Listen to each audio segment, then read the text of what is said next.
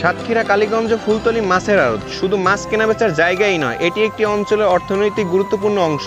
এখানে বিভিন্ন ধরনের মাছের সমাগম ঘটে, যা স্থানীয় বাজারে সরবরাহ করা হয়। আবার এই আড়ত অনেক মানুষের কর্মস্থানের সুযোগ তৈরি করে দিয়েছে। জেলে থেকে শুরু করে পাইকার, এমনকি সাধারণ ক্রেতাও এই আড়তের উপর নির্ভরশীল।